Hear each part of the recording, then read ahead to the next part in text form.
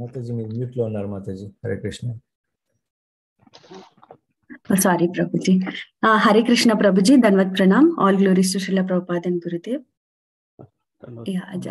కొంచెం ఇంట్రడక్షన్ ఇస్తాను ప్రభుజీ. ప్రతి శనివారం మరియు ఆదివారం జరిగే భగవద్గీత కాల్లో జాయిన్ అయినందుకు భక్తులందరికీ చాలా ధన్యవాదాలండి. ఇవాళ మన మధ్యన పూజ్య శ్రీ కీర్తిరాజ్ ప్రభుజీ గారు ఉన్నారు.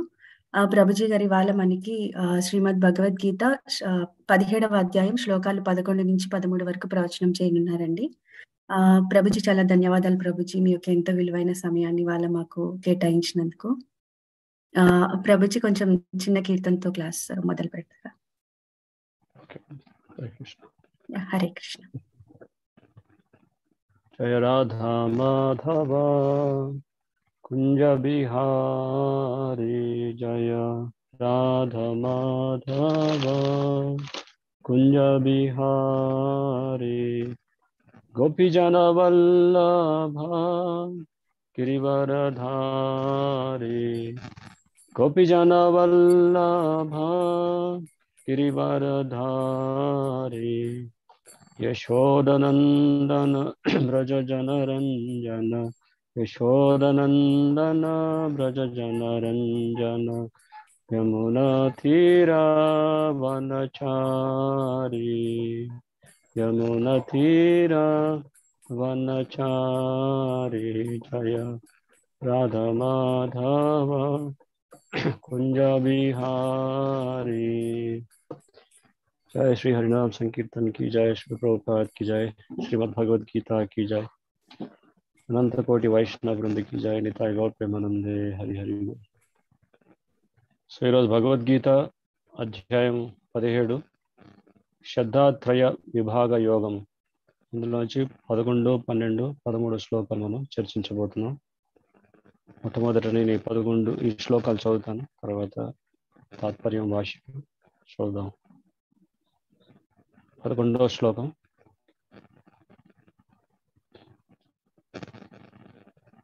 అఫలాకాంక్షిభిర్యజ్ఞో విద్ధిదిష్టో య యుజ్యతే, యత్స్వయం ఏవైతి మనః సమాధాయ స సాత్వికః. అఫలాకాంక్షిభిర్యజ్ఞో విద్ధిదిష్టో య యుజ్యతే, యస్త్వయం ఏవైతి మనః సమాధాయ స సాత్వికః. అఫలాకాంక్షిభిర్యజ్ఞో విద్ధిదిష్టో య యుజ్యతే, యత్స్వయం ఏవైతి మనః సమాధాయ స సాత్వికః. 12వ శ్లోకం.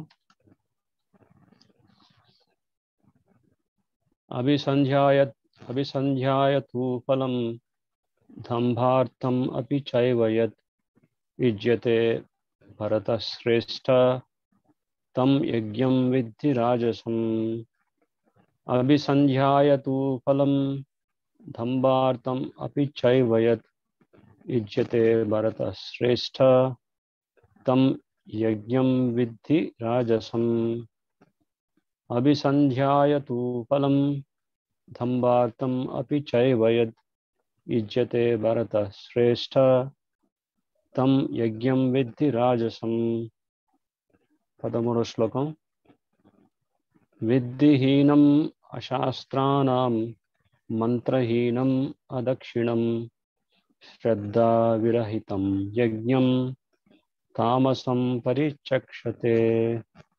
విద్ధిహీనం అశాస్త్రాణం మంత్రహీనం అదక్షిణం, శ్రద్ధా విరహితం యజ్ఞం తామసః పరిచక్షతే. తాత్పర్యం. 11వ శ్లోకం యొక్క తాత్పర్యం. స్వధర్మ దృష్టితో ఫలముల కొరకు అనగా అది నా కర్తవ్యమని భావించి శాస్త్రానుగుణంగా చేయబడు యజ్ఞం అన్ని యజ్ఞములలో సాత్వికమైనది. 12.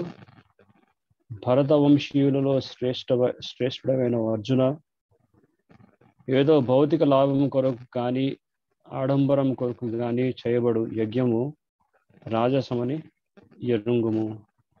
13 శాస్త్రములందలి నిర్దేశముల ఎడ గౌరవము లేకుండా ప్రసాద వితరణము కానీ వేదమంత్ర పఠనమును కానీ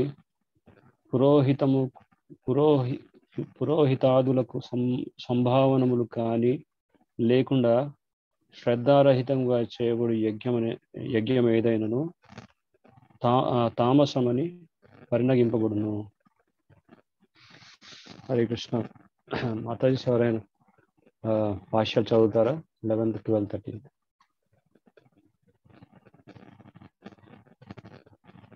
హరే కృష్ణ. ఎవరైనా చదువుతారా మాతాజీ?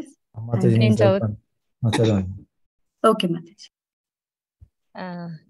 ఏదేని ఒక ప్రయోజనమును మనసునందుంచుకొని యజ్ఞం చేయుట సర్వసాధారణము.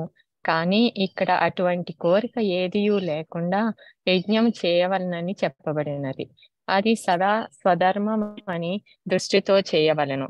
దేవాలయమునందు కానీ క్రైస్తవ ప్రార్థనా మందిరములందు కానీ నిర్వహింపబడు కార్యక్రమములను మనము ఉదాహరణముగా తీసుకొనవచ్చును. సాధారణముగా అవి ఏదేని ఒక ప్రత్యేకమైన భౌతిక ప్రయోజనము కొరకే చేయబడును కనుక అవి సత్వగుణమునకు సంబంధించినవి కావు.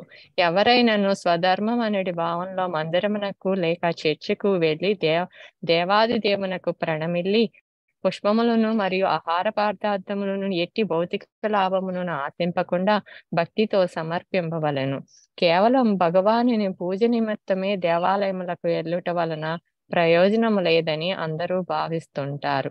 కానీ శాస్త్రములందు భౌతిక ప్రయోజనములను ఆశించి పూజ చేయవలనని ఆదేశించుట లేదు. భగవానునికి ప్రణామముల నర్పించుట కొరకు మాత్రమే మానవుడు దేవాలయమునకు వెళ్ళవలెను. అది మానవుని సత్వగుణమునందించగలదు.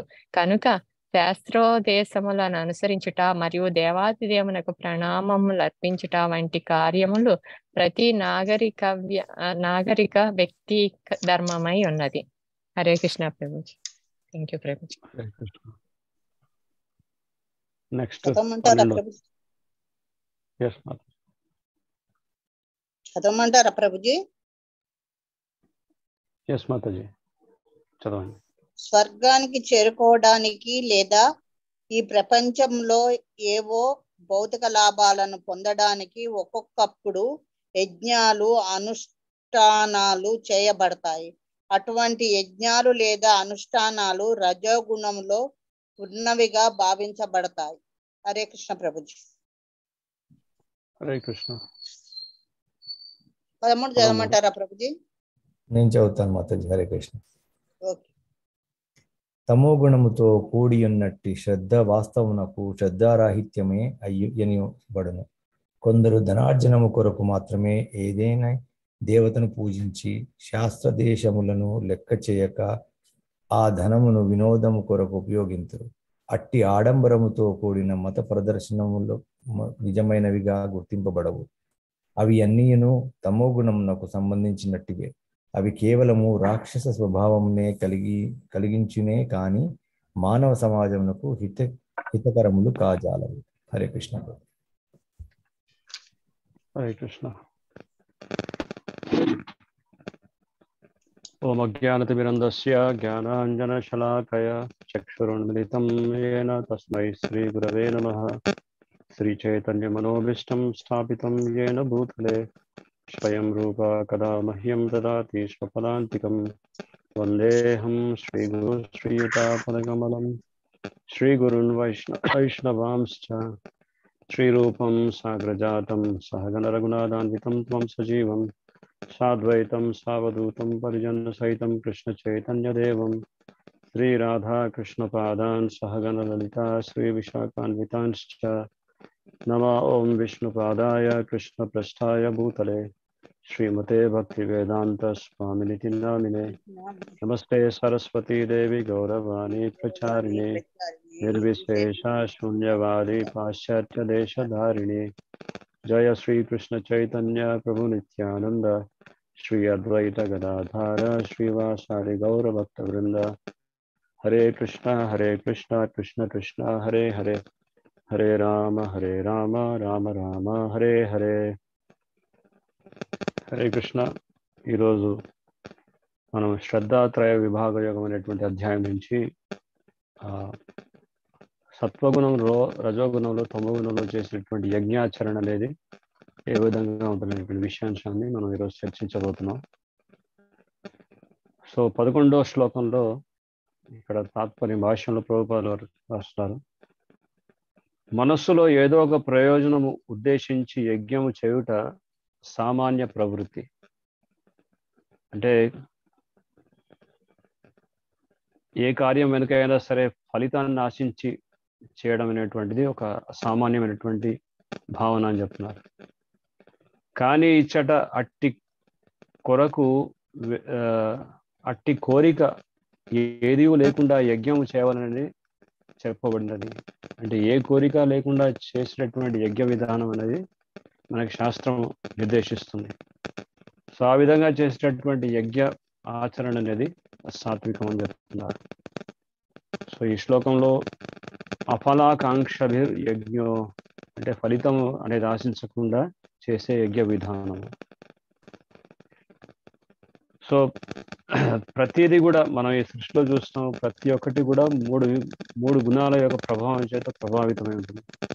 మనం తినే ఆహారమైనా సరే, వేసుకునే దుస్తులైనా సరే, మనం చేసే కార్యకలాపాలైనా కార్యాలైనా సరే, మనం ఉదయం, పగలు, మధ్యాహ్నం, రాత్రి, త్రిసంధ్య అంటాం. ఈ 3 సంధ్యలైనా సరే ఈ 3 గుణాల యొక్క కోవుకు వస్తాయి.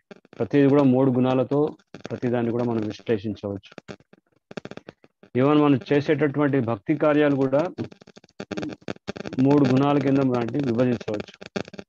ప్రత్యేకించి కపిల మహర్షి, సాంఖ్య యోగాన్ని ప్రతిపాదించినటువంటి కపిల మహర్షి, ఆయన యొక్క తల్లిగారు దేవహైతితో ఏమని చెప్తున్నారంటే భక్తి కార్యాలు అనేవి కూడా 3 విధాలుగా వాటిని విభజించవచ్చు అని చెప్తున్నారు. భక్తి కార్యాలు కూడా 3 గుణాలు చేయవచ్చు అని చెప్తున్నారు. ముఖ్యంగా ఎప్పుడైతే తమో గుణంతో ప్రేరితమైనటువంటి వాళ్ళు, ఆ తామసిక లక్షణాలతో ఉన్నటువంటి వాళ్ళు భక్తిని ఆచరించేటప్పుడు ఆ భక్తి చేస్తూ భగవంతుడి యొక్క సేవలో ఉన్నప్పటికీ కూడా ఆ భగవంతుని వేడుకుంటుంటారు. అంటే ఇతరుల యొక్క నాశనం గురించి వేడుకునేటటువంటి వాళ్ళు భగవంతుని ప్రార్థిస్తుంటారు, ఈ వ్యక్తి నాశనం అయిపోవాలి, ఈ వ్యక్తికి కీడు జరగాలని చెప్పి. ఆ విధంగా భావిస్తూ చేసేటటువంటి భక్తి కార్యాలు కూడా తమో గుణం ద్వారా ప్రేరితమై ఉన్నాయని మనం చెప్పుకోవచ్చు. అలాగే రజోగుణంతో ప్రేరితమైనటువంటి భక్తి కార్యాలు ఎలా ఉంటాయంటే లాభ పూజ, ప్రతిష్ట, ఏదో లాభాన్ని లేకపోతే ప్రతి ఒక్కరి యొక్క మెప్పుని పొందడానికి, లేకపోతే వాళ్ళ ప్రతిష్ట అందరూ వాళ్ళని గుర్తించాలని చెప్పేసి ఆ విధంగా కోరుకుంటూ చేసేటటువంటి భక్తి కూడా రజోగుణంతో ప్రేరితమైనటువంటి భక్తి. ఇక సత్వగుణంలో ఉంటూ కూడా అంటే మన భక్తి కార్యాలు చేసేటప్పుడు మనం లక్ష్యం ఏంటంటే సత్వగుణంలో ఉండి భక్తి చేయడం అని కదా, సత్వానికి అతీతంగా ఉన్నటువంటి శుద్ధ సత్వానికి చేరుకోవడం, అది ఉన్నతమైనటువంటి భక్తి. సో సత్వగుణ స్థితిలో ఉన్నప్పుడు మోక్షాన్ని పొందాలనేటువంటి కుతూహలతో, ఆకాంక్షతో ఆ విధంగా చేసేటటువంటి భక్తి కూడా అది సత్వగుణం. సో ఈ సత్వ రజ స్తమో గుణాలకు అతీతంగా ఉన్నటువంటి శుద్ధ భక్తి అనేది అనన్య భక్తి. అంటే ఎటువంటి ఫలితాన్ని ఆశించకుండా కేవలం శ్రీకృష్ణ భగవానుడి యొక్క సంతృప్తి కోసం మాత్రం చేసే భక్తి, దీన్నే శుద్ధ భక్తి అంటారు. అన్యాభిలాషిత శూన్యం జ్ఞానకర్మ అనావృతం. సో ఏ విధంగా ఎటువంటి అభిలాష లేకుండా, ఎటువంటి మిశ్రమాలు లేకుండా కేవలం భగవంతుడి యొక్క సంతృప్తి కోసం చేసేటటువంటి కార్యమే శుద్ధ భక్తి. అటువంటి శుద్ధ భక్తిలో ఉన్నటువంటి వాళ్ళు ప్రతినిత్యం కృష్ణుడి యొక్క ధ్యానంలో ఉంటారు, కృష్ణుడి యొక్క చింతనలో ఉంటారు. ఒక్క నిమిషం కూడా కృష్ణుడిని మర్చి వాళ్ళు ఉండలేరు. సో ఈ విధంగా అటువంటి స్థితిలో ఉన్నటువంటి భక్తిని శుద్ధ భక్తి అంటారు. సో ఆ భక్తి కూడా సత్వ రజ స్తమో గుణాలకు ఏ విధంగా ఉంటాయనేటువంటి ఆ విషయాన్ని కపిల మహర్షి గుణ ప్రభావితం ఉన్నటువంటి భక్తిని వివరిస్తారు దేవహూతికి. సో అలా ప్రతిదీ కూడా మనం చూస్తాం, ప్రతి కార్యకలాపాలు, ప్రతి తినే ఆహారం కానీ ప్రతిదీ కూడా మనం ఈ సృష్టిలో ప్రతి దాన్ని కూడా 3 విధాలుగా విభజించవచ్చు, 3 గుణాల కింద దాన్ని విభజించవచ్చు. సో ఈరోజు చదివినటువంటి ఈ శ్లోకం కూడా మనకి ప్రత్యేకించి సత్వగుణంలో ఆచరించేటటువంటి యజ్ఞ విధానం అనేది ఏ విధంగా ఉంటుంది అనే విషయాన్ని మనకి ఈ శ్లోకంలో చెప్తున్నారు. 11వ శ్లోకంలో యజ్ఞో వై విష్ణు, విష్ణు యొక్క సంతృప్తి కోసం చేసేటటువంటి కార్యాన్ని యజ్ఞం అంటారు. సంసిద్ధిర్ హరితోషణం, హరి యొక్క సంతృప్తి కోసం చేసే కార్యాన్నే యజ్ఞం అంటారు. అయితే భగవద్గీత మనకి ఈ విషయాన్ని బోధిస్తుంది. ఏ విధంగా మనం ఈ యజ్ఞాచరణ ద్వారా మన అస్తిత్వాన్ని మనం ఏ విధంగా పవిత్రీకరణ చేసుకోవచ్చు, మనం ఏ విధంగా మనం ఉద్ధరింపబడతాం అనేటువంటి విషయాలన్నింటినీ కూడా భగవద్గీత మనకి చాలా స్పష్టంగా మనకి బోధిస్తుంది. ముఖ్యంగా ప్రతి ఒక్క మనిషి 3 కార్యాలు తప్పకుండా చేయాలంటారు. యజ్ఞ దాన తపశ్చైవ పావనాని మనీషిణః. ఎప్పుడు కూడా యజ్ఞము కానీ, దానము కానీ, తపస్సు కానీ విడిచిపెట్టకూడదు. ఎందుకంటే ఇవి ఒక మనిషిని పవిత్రీకరణ చేసేటటువంటి విధానం, భగవంతుడు సూచించినటువంటి విధానం ఇది. సో మనం పవిత్రులు అవ్వాలంటే తప్పకుండా యజ్ఞము, దానము, తపస్సు ఇవి చేయాల్సినవే. సో మరి ఒక శ్లోకంలో కూడా అదే విషయాన్ని చెప్తారు. యజ్ఞార్థ కర్మణోన్యత్ర లోకోయం కర్మ బంధన.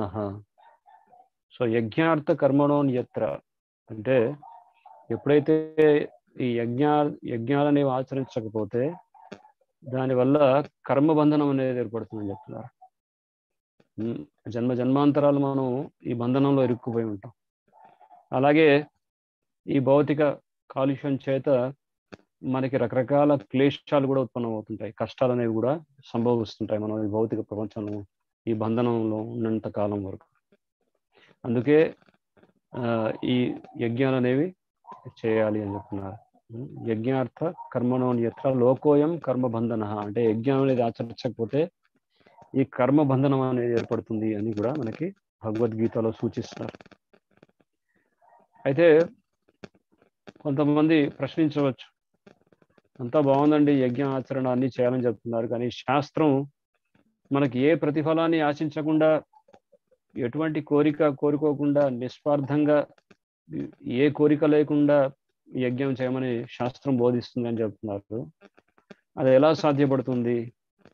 అఫలాకాంక్ష, ఏ ఫలాన్ని కాంక్షించకుండా. ఏదో ఒక ఫలితాన్ని కాంక్షించాల్సిందే కదా, ఏదో కోరిక ఉంటేనే కదా ఆ మోటివేషన్ అనేది వస్తుంది, చేయాలనేటువంటి ఆశ పెరుగుతుంది. కానీ శాస్త్రం మనకు ఎందుకు ఈ విధమైనటువంటి కోరికలు లేకుండా కేవలం భగవంతుడి యొక్క సంతృప్తి కోసం మాత్రమే కార్యాలు చేయాలని చెప్పి ఎందుకు బోధిస్తుంది శాస్త్రం? ఎందుకంటే దానివల్ల ఎంతో ఉన్నతమైనటువంటి ప్రయోజనం ఉంది, చాలా ఉన్నతమైనటువంటి ప్రయోజనం ఉంది మనిషికి. సో శాస్త్రం ఆ ఉన్నతమైనటువంటి ప్రయోజనాన్ని మనకి అందించడానికి కోసమే ఈ భౌతికమైనటువంటి తుచ్చమైనటువంటి వాంఛల్ని విడిచి కేవలం హరి సంతృప్తి కోసం మాత్రమే యజ్ఞాచరణ చేయమని చెప్పి మనకి బోధిస్తుంది. మనం చూస్తాం, ఉదాహరణకి మన భాగవతంలో ఎన్నో ఉదాహరణలు ఉన్నాయి. ఎప్పుడైతే ధ్రువ మహారాజు పసిప్రాయంలో 5 ఏళ్ల వయసులో ఉన్నటువంటి ధ్రువుడు కఠోరమైనటువంటి తపస్సును ఆచరించి తద్వారా తన యొక్క తండ్రి యొక్క స్థానం లాంటి స్థానాన్ని, ఆ ఉన్నతమైనటువంటి రాజ్యాన్ని పొందాలి, ఆ సింహాసనం మీద కూర్చోవాలని చెప్పి ఆ ఉద్దేశంతో ఎప్పుడైతే తపస్సు ఆచరిస్తుంటాడో అతడికి ఎప్పుడైతే భగవద్ దర్శనం కలుగుతుందో అప్పుడు ఆ ఉద్దేశం మారిపోతుంది. సో అప్పుడు ఆ ధ్రువుడే తన యొక్క ప్రార్థనలో ఆయన ఏమని వేడుకుంటాడంటే, స్వామి ప్రభుజీ సౌండ్ చాలా స్లోగా వస్తుంది ప్రభుజీ. ఒక్క నిమిషం.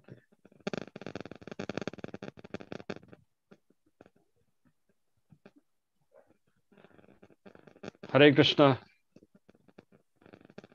మాతాజీ ఇంకా స్లోగానే ఉందా? కొద్ది పర్వాలేదు ప్రభుజీ. హరే ఓకే.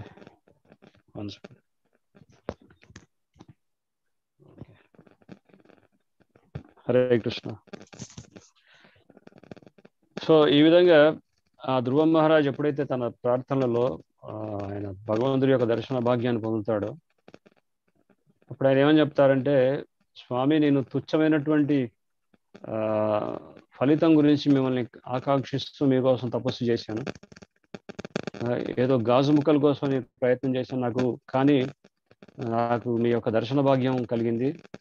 సో నాకు ఒక అమూల్యమైనటువంటి వజ్రం లభించినటువంటి ఆ భాగ్యం, ఆ అదృష్టం నాకు దక్కింది మీ దర్శన భాగ్యంతో అని చెప్పి ఆయన యొక్క సాక్షాత్కారాన్ని తను తెలియజేస్తాడు. అంటే మొదట ఏదో ఫలితాన్ని ఆశించి ఆయన భగవంతుని సమీపించినప్పటికీ భగవద్ దర్శన భాగ్యంతో ఆయనకి ఎంతో ఉన్నతమైనటువంటి లాభాన్ని ఆయన పొందున్నాడని చెప్పి ఆయన సాక్షాత్కారాన్ని వ్యక్తపరుస్తారు. సో ఇక్కడ ఈ విధంగా మనం చూసినట్టయితే మనకి శాస్త్రాలు ఈ నిమ్నమైనటువంటి కోరికల్ని విడిచిపెట్టి ఈ యజ్ఞాచరణ చేయమని చెప్తున్నాయి. ఎందుకంటే దానివల్ల మనం ఎంతో ఉన్నతమైనటువంటి ఫలితం మనం పొందుతాం కనుకనే. సో ఆ విధంగా ఉన్నటువంటి ఆ యజ్ఞాచరణ అనేది దాంట్లో 3 అంశాలు ఈరోజు చదివినటువంటి శ్లోకంలో 3 విధాలుగా ఉంటాయని చెప్తున్నారు. ఏం చెప్తున్నారంటే, విధి దృష్ట, విధి అంటే ఒక విధి విధానాన్ని, అంటే శాస్త్రం యొక్క విధి విధానాన్ని ఆచరిస్తూ, అంటే శాస్త్రం ఏదైతే మనకు నిర్దేశించి మనకి ఆ సూచనలు ఇస్తున్నాయో వాటిని ఆచరిస్తూ, శాస్త్రాన్ని ప్రమాణంగా స్వీకరించి, అలాగే కర్తవ్యం అని భావించి మన యొక్క స్వధర్మం, ప్రభుపాద వారు ఇక్కడ తాత్పర్యంలో చెప్తారు, స్వధర్మ దృష్ట్యా ఫలితములను కోరక, అనగా అది నా కర్తవ్యం అని భావించి, అంటే రెండో విషయం ఏంటంటే అది నా కర్తవ్యం, నా డ్యూటీ, భగవంతుడి సేవించడం అనేది నా కర్తవ్యం అనేటువంటి భావనతో, స్వధర్మ దృష్ట్యా, స్వధర్మ అంటే మన యొక్క ఇక్కడ వీటిని 3 విధాలుగా విభజించవచ్చు స్వధర్మాన్ని: స్వభావము, స్వకర్మ మరియు స్వధర్మ. స్వభావ అంటే మన అంతర్గత భావం, మన మనసులో ఉన్నటువంటి ఆలోచన విధానము, మన సహజ స్వభావం, మన న్యాచురల్ ఇన్క్లినేషన్, అది స్వభావము. సో దానికి అనుగుణంగా మనం స్వకర్మ అంటే మనకు చేసేటటువంటి కార్యకలాపాలన్నీ కూడా మన స్వభావ అనుసారంగా ఉంటాయి. అలాగే స్వధర్మం అంటే శాస్త్రాన్ని దృష్టిలో పెట్టుకొని ఆచరించేటటువంటి ధర్మాచరణమే స్వధర్మ ఆచరణ అంటారు, స్వధర్మం అంటారు, స్వధర్మ దృష్ట్యా.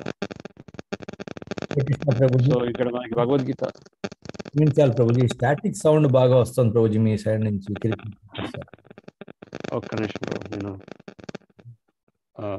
నేను వేరే ఇయర్ ఫోన్స్ ట్రై చేస్తాను. జస్ట్ పాజ్ లో.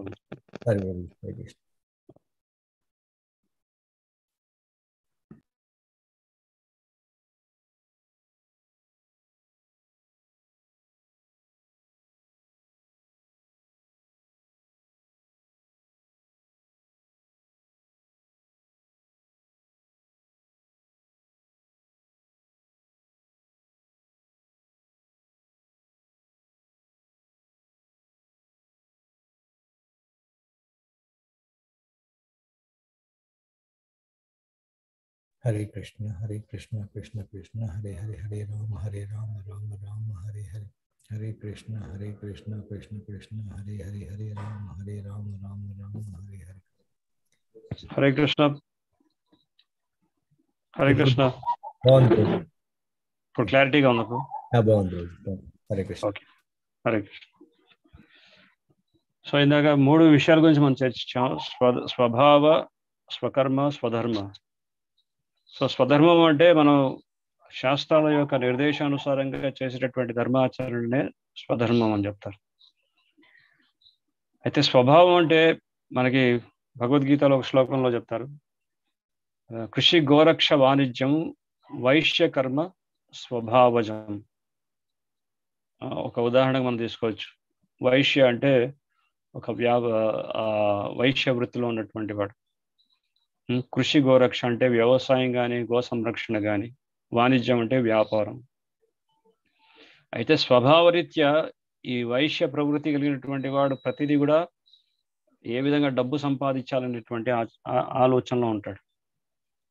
అది ఆయన యొక్క సహజ స్వభావం, అది ఆయన న్యాచురల్ ఇన్క్లినేషన్. అది కానీ స్వధర్మం అంటే ఆ సంపాదించేటటువంటి ధనం అనేది ధర్మబద్ధంగా సంపాదించాలా, లేకపోతే అధర్మం అంటే ఏమిటి, అధర్మ విధానంలో మనం సంపాదించకూడదు, ధర్మ విధానంలో ధర్మ పద్ధతుల్లో దాన్ని సంపాదించాలి అని నిర్దేశించి సూచించేటువంటి శాస్త్ర విధానాన్ని స్వధర్మం అంటారు. సో ఆ విధంగా స్వధర్మో నిధనం శ్రేయ పరధర్మ భయావహ. తన స్వధర్మాన్ని దృష్టిలో పెట్టుకొని ఫలితాన్ని ఆశించకుండా చేసేటటువంటి కర్తవ్యాన్ని సత్వగుణం కర్తవ్యంగా భావిస్తూ చేసేటటువంటి కార్యాన్ని, అవన్నీ కూడా సత్వగుణంలోకి వస్తాయని సూచిస్తున్నారు. సో ఆ విధంగా ప్రతి ఒక్క జీవి కూడా వారి యొక్క అస్తిత్వాన్ని, వారి స్వధర్మాన్ని ఆచరిస్తూ వారి యొక్క అస్తిత్వాన్ని వాళ్ళు పవిత్రీకరణ చేసుకోవచ్చు. శ్రీల ప్రభుపాదులు వారు ఇక్కడ ఈ భాష్యంలో ఎన్నో ఉదాహరణలు మనకు సూచిస్తున్నారు. ఇక్కడ ముఖ్యంగా ఇక్కడ ఆయన చెప్తున్నట్టే, దేవాలయములందు క్రైస్తవ ప్రార్థన మందిరములందును చేయబడు పూజలను గ్రహింపుడు. సాధారణముగా అవి భౌతిక లాభ ప్రయోజనములకై చేయబడును, కానీ అవి సాత్విక విధానము కాదు అని చెప్తారు. సో మన దేవాలయం కానీ చర్చిలకు కానీ వెళ్ళే వాళ్ళు ఎవరైనా సరే ఏదో ఒక లాభాన్ని ఆశిస్తూ కనుక వాళ్ళు ఆ కార్యాన్ని పూజలు కానీ చేయడం కానీ అవన్నీ మొదలు పెడితే అదంతా కూడా అది సత్వగుణం కింద రాదు అని చెప్తున్నారు. ఎందుకంటే అక్కడ ప్రేమ అంటూ లేదు, అదొక వ్యాపార ధోరణిలాగా ఉంటుంది. జస్ట్ లైక్ ఒక వ్యాపారి నాకు ఇంత లాభం, నేను మీకు ఇస్తాను, నాకు ఇంత లాభం నాకు కావాలి అని కోరుకుంటూ అక్కడ ఒక బిజినెస్ ట్రాన్సాక్షన్ లాగా ఒక వ్యాపార చేసేటటువంటి విధానంగా ఉంది. జస్ట్ లైక్ ఫర్ ఎగ్జాంపుల్ మందిరాలకు వెళ్తారు, స్వామి మీకు ఒక 100 టెంకాయలు కొడతాను, నాకు ఈ కోరిక తీర్చండి. లేకపోతే స్వామి నాకు ఈ కోరిక ఉంది, ఈ కోరిక తీరుస్తే నేను మళ్ళీ పునర్దర్శనానికి మీ యొక్క ఆలయానికి వస్తానని చెప్పి ఈ విధంగా కండిషన్స్ పెడుతుంటారు. సో ఈ కండిషనల్ డివోషన్ అంటే ఏదో ఒక ప్రయోజనం ఉంటేనే మీ దగ్గరికి వస్తాను, అది ప్రయోజనం తీరకపోతే మీ దగ్గరికి రాను. నెక్స్ట్ చర్చిలకు కూడా వెళ్తుంటారు, చర్చికి వెళ్ళేసి ప్రార్థిస్తుంటారు, O Jesus give us daily bread, రోజు మాకు ఆహారాన్ని సమకూర్చండి. ఇది అడగాల్సినటువంటి విషయమే కాదు, ఎందుకంటే భగవంతుడు మనకు తండ్రి లాంటి వాడు. తండ్రి దగ్గరికి వెళ్ళేసి నాన్న ఈరోజు నాకు అన్నం పెడతావా అని అడిగినట్టు వింతగా ఉంటుంది. సో భగవంతుడు దగ్గర కోరుకోవాల్సింది ఏదో ఈ తుచ్చమైనటువంటి కోరికలు కాదు. భగవంతుడి దగ్గరికి ఆయన సేవా భాగ్యాన్ని కోరుకోవాలి. ఆయన సేవ కనుక మనకు లభించినట్టయితే ఇంకే అన్నీ కూడా ఆటోమేటిక్గా వచ్చేస్తాయి. సో వీళ్ళేంటి ఈ విధంగా చేసేటటువంటి ప్రార్థనలు అనేవి ఇవి సాత్విక విధానం కాదని చెప్పేసి భగవద్గీత వాటిని స్పష్టంగా ఈ విషయాన్ని తెలియజేస్తుంది మనకి. అప్పుడప్పుడు చర్చిలోకి వెళ్ళేసి నేను ఈ పాపం చేశాను, ఆ పాపం చేశాను, నా పాపాలని క్షమించండి అని చెప్పేసి వాళ్ళు వెళ్ళి ప్రార్థిస్తుంటారు. సో జీసస్ ఏమి ప్రభుపాదుల వారు అంటారు, జీసస్ క్రైస్ట్ ఆయన కాంట్రాక్ట్ తీసుకోలేదు. మీరు పాపాలు చేస్తూనే పోతుండండి, ఆయన మీ పాపాలు ప్రక్షాళన చేస్తూ మళ్ళీ మీరు చేసిన పాపాలన్నీ ఆయన మీ ప్రక్షాళన చేసుకోవడానికి ఆయన కాంట్రాక్ట్ తీసుకోలేదు. సో పాపాలు అసలు ఏంటి, భక్తి కార్యాలంటే పాపాలకు ఫుల్ స్టాప్ పెట్టడం, కేవలం భగవంతుడికి సేవ చేయడం. కానీ ఇక్కడ వారం అంతా పాపాలు చేసేసి వీకెండ్స్లో వచ్చేసి ఈ పాపాలు ఇచ్చేసి అని చెప్పేసి భగవంతుడి ముందు కన్ఫెస్ చేసేసి మళ్ళీ నెక్స్ట్ వీక్ నుంచి కొత్త అకౌంట్ ఓపెన్ చేయడం అది కదా. సో అందుకే ఇవన్నీ కూడా సాత్వికమైనటువంటి విధానం కాదని మనకి ప్రభుపాదుల వారు తాత్పర్యంలో స్పష్టంగా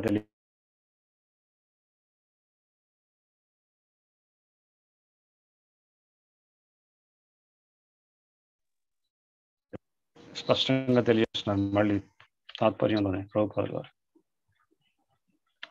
సో ప్రభుపాద వారు ఏం చెప్తున్నారంటే, ఎవరైనాను దేవాలయంకు స్వధర్మ దృష్ట్యతో పోయి పుష్పములు భక్ష్యములను భక్తితో సమర్పింపవలెను. అంటే మనం భగవంతుని ఆలయానికి వెళ్ళినప్పుడు మన భావన ఏ విధంగా ఉండాలని చెప్తున్నారు? భక్తి భావనతో ఉండాలని చెప్తున్నారు. సో పత్రం పుష్పం ఫలం తోయం యోమే భక్త్యా ప్రయచ్చతి. పత్రం కానీ, పుష్పం కానీ, ఫలం కానీ, జలం కానీ భక్తి ప్రపత్తులతో ఎప్పుడైతే మనం భగవంతుడికి అర్పిస్తామో అప్పుడు భగవంతుడు వాటిని స్వీకరిస్తాడు. సో అది ఆ భావంతో మనం భగవంతుని సమీపించాలని ప్రభుపాద వారు చెప్తున్నారు.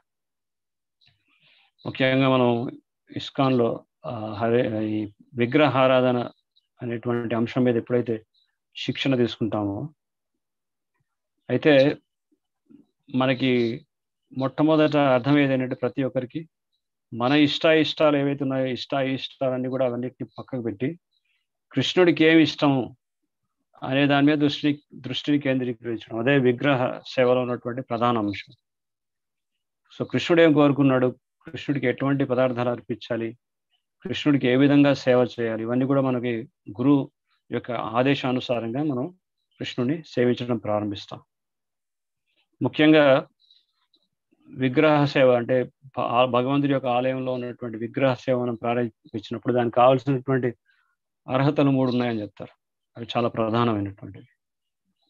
మొదటి అర్హత ఏంటంటే, మనం ఎప్పుడు కూడా భగవంతుడి యొక్క విగ్రహం అనేది ఒక రాతితో కానీ, ఒక పంచధాతువులు అయిన అష్టధాతువులతో తయారు చేయబడినటువంటిదో, లేకపోతే కలుపుతో చేయబడినటువంటి విగ్రహం అని చెప్పేసి ఆ విధంగా బాహ్యమైనటువంటి దృష్టితో ఎప్పుడు కూడా చూడకూడదని చెప్తారు.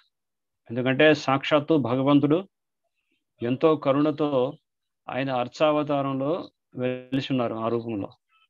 అంటే అర్చా విగ్రహం అంటే కూడా సాక్షాత్తు అవతారం. భగవంతుడు ఆ ప్రాణ ప్రతిష్ఠ ద్వారా అక్కడ ఉన్నటువంటి పురోహితులంతా కూడా భగవంతుని వేద మంత్రములతో భగవంతుని అక్కడ ఆహ్వానించారు ఆ విగ్రహంలోకి. అందుకే ఆ విగ్రహం అనేది అర్చావతారం. సో ఆ విధంగా ఎప్పుడు కూడా రాయ, కలుపు, లేకపోతే పంచధాతువులు, అష్టధాతువులతో తయారు చేసినటువంటి పదార్థాలతో తయారు చేసినటువంటి రూపం అని మనం ఎప్పుడు భావించకూడదు. సాక్షాత్తు భగవంతుడు అక్కడ వెలిశారు ఆ విగ్రహ రూపంలో. సో దాని మీద పూర్తి పరిపూర్ణమైనటువంటి శ్రద్ధ ఉండాలి. రెండో అంశం వచ్చేసి, ఎప్పుడు కూడా ఆధ్యాత్మిక గురువు అనేటువంటి వారు సాధారణమైనటువంటి వ్యక్తిగా మనం ఎప్పుడు కూడా ఆ దృష్టికోణంతో ఎప్పుడు చూడకూడదు. అది చాలా పెద్ద పొరపాటు. ఆధ్యాత్మిక గురువు కూడా సాధారణమైనటువంటి వ్యక్తే. అది ఎప్పుడు మనకి ఆధ్యాత్మిక గురువు ద్వారానే మనం కృష్ణుడిని సమీపించవచ్చు. ఆధ్యాత్మిక గురువు లేకపోతే మనం కృష్ణుడిని ఏ సేవ కూడా మనం కృష్ణుడికి అర్పించడం అనేది సాధ్యపడదు. కేవలం ఆధ్యాత్మిక గురువు యొక్క ఇచ్చినటువంటి శిక్షణ ద్వారా మనం కృష్ణుడిని గురువు ద్వారా సమీపిస్తాం. ఇది రెండో విషయం.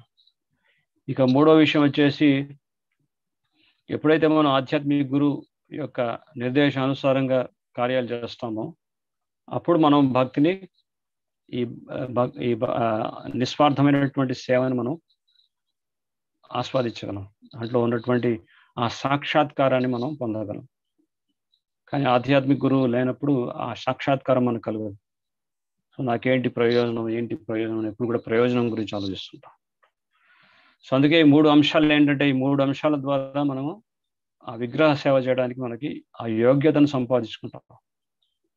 ఒకసారి శ్రీల ప్రభుపాదుల వారి శిష్యులు ఆయన ప్రభుపాద వారికి ఉత్తరంలో రాస్తారు, లెటర్ రాస్తారు. ఆయన ఒక ప్రశ్న అడుగుతారు. ఆ ప్రశ్న ఏంటంటే, మనం విగ్రహాన్ని అంటే కృష్ణుడి యొక్క విగ్రహాన్ని సేవించడానికి ఎటువంటి భావన అవసరం, ఎటువంటి భావంతో భగవంతుని సమీపించాలి అంటే ప్రభుపాద వారు చాలా సరళమైనటువంటి చక్కటి సమాధానం చెప్తారు. మనం కృష్ణుడిని ప్రేమతో సమీపించాలి అంటే అదే మనకి విగ్రహ సేవకు కావాల్సినటువంటి అర్హత, యోగ్యత అని చెప్తారు. ఎప్పుడైతే మనం భగవంతుని ప్రేమించడం ప్రారంభిస్తామో అప్పుడు ఆటోమేటిక్గా ఆయనకి ఏ విధంగా సేవ చేయాలి, అంటే ఆ చేసే సేవ కూడా మనం పూర్తి మనస్సుతో శ్రద్ధతో మనం సేవ చేస్తాం, ఎందుకంటే అక్కడ ప్రేమ ఉంది కాబట్టి. ఆ ప్రేమ అనేది లేకపోతే చేసే ఆ సేవలో కూడా నాణ్యత ఉండదు, దాంట్లో క్వాలిటీ ఉండదు. అందుకే శ్రీల ప్రభుపాదులు వారు ఇక్కడ మనకి భాష్యంలో ఆ విషయాల్ని మనకి చాలా చక్కగా చెప్పారు. ఇక్కడ ఉన్నటువంటి 11వ శ్లోకంలో ఉన్నటువంటి భాష్యంలో ఆయన ఏం చెప్తున్నాడంటే, దేవాదేవుని పూజించటకు మాత్రమే దేవాలయంలో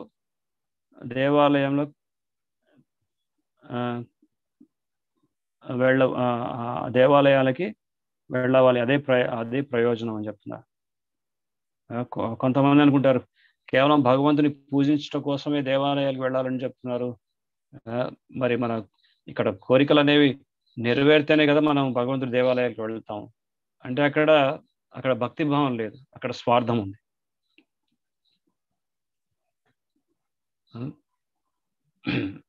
కానీ ఇక్కడ మనకి ప్రభుపాదులు వారు మళ్ళీ తాత్పర్యం, కానీ శాస్త్రములందు ఆర్థిక లాభం కొరకు పూజించుట ఉపదేశించబడి ఉండలేదు. ఇక్కడ స్పష్టంగా చెప్తున్నారు ఈ భాష్యంలో. శాస్త్రాల్లో ఆర్థిక లాభం కోసం, ఆర్థికంగా అభివృద్ధి సాధించడం కోసం మీరు దేవాలయాలకు వెళ్ళాలని చెప్పేసి ఎక్కడ కూడా శాస్త్రంలో బోధించలేదు. కానీ జనం మాత్రం ఆర్థిక లాభం ఉంటేనే దేవాలయాలకు వస్తామని చెప్పేసి ఆ విధంగా ఇప్పుడున్నటువంటి ఆధునిక సమాజంలో అదే భావన ఉంది. ఆర్థికంగా నేను అభివృద్ధి సాధిస్తానా, లేకపోతే నా కార్యాలు నెరవేరుతాయా, అటువంటి భావనతోటే మందిరానికి వస్తుంటారు, లేకపోతే రారు. సో ఆఖరిలో ప్రభుపాదులు వారు చెప్తున్నాడు ఇక్కడ భాష్యంలో, దేవుని ఎడ భక్తి చూపించుటకు మాత్రమే ఎవరైనాను దేవాలయమునకు కెరుగవలను. అంటే భగవంతుడి యొక్క దేవాలయానికి కేవలం భగవంతుడి యొక్క భక్తి చేయడం కోసమే భగవంతుడి యొక్క దేవాలయానికి వెళ్ళాలి. ఇంకా వేరే మోటివ్స్ ఏవి ఉండకూడదు. కేవలం భగవంతుడి సేవ కోసమే, నిస్వార్థ సేవ కోసమే భగవంతుడి యొక్క ఆలయానికి వెళ్ళాలని చెప్తున్నారు. ఆ విధంగా చేసేటటువంటి కార్యమే అది వాళ్ళకి ఆ సత్వగుణంలో ఉంచుతుందని చెప్తున్నారు. సో ఆఖరిలో మళ్ళీ భాష్యంలో, శాస్త్ర నిర్దేశం అనుసరించి దేవదేవుని ఎడ భక్తి చూపుట ప్రతి నాగరిక వ్యక్తి యొక్క ధర్మము. శాస్త్రం ఏమని నిర్దేశిస్తుంది? భగవంతుడి పట్ల భక్తి అనేది పెంపొందించుకోవాలని చెప్పి ప్రతి ఒక్క నాగరికతకు సంబంధించినటువంటి వ్యక్తి, అంటే సభ్య సమాజానికి చెందినటువంటి ప్రతి ఒక్క వ్యక్తి కూడా ఈ భక్తి చూపుట కోసమే భగవంతుడి దగ్గరికి వెళ్ళాలని చెప్తున్నారు. అదే ధర్మం అని చెప్తున్నారు. సో పూర్వం రాజులు కూడా అదే విధంగా భగవంతుడి యొక్క ప్రతినిధిగా ఉంటూ పరిపాలన చేస్తూ ప్రజలందరినీ కూడా ధర్మ మార్గం వైపు నడిపించేవారు. ముఖ్యంగా మనం అంబరీష్ మహారాజుని మనం స్మరించవచ్చు. అంబరీష్ మహారాజు ఆయన ప్రజాపతి, రాజర్షి, రాజుగా ఉన్నప్పటికీ ఒక ఋషిగా శాస్త్రాన్ని దృష్టిలో పెట్టుకొని చక్కగా పరిపాలిస్తుండేవాడు. సో అంబరీష్ మహారాజు ఏం చేసేవారు? ఆయన మొత్తం నవవిధ భక్తుల్లో ఉన్నటువంటి అన్ని అంగాలు కూడా అభ్యసించేవారు. ఆయన మందిరానికి వెళ్ళేవారు, తన యొక్క స్వహస్తాలతో మందిరాన్ని శుభ్రం చేసేవారు. ఆయన ఎవరు ప్రశ్నించడానికి అవసరం లేదు. ఆయన కావాలంటే ఎంతోమంది సేవకుల్ని పెట్టి మందిరాన్ని శుభ్రపరచవచ్చు, లేకపోతే భగవంతుడి సేవలు జరిపించవచ్చు ఆయన. కానీ ఆయన ప్రత్యక్షంగా ఇక్కడ ఒక ఉదాహరణగా చూపిస్తున్నారు. ఆయన ఒక రాజుగా ఉంటూ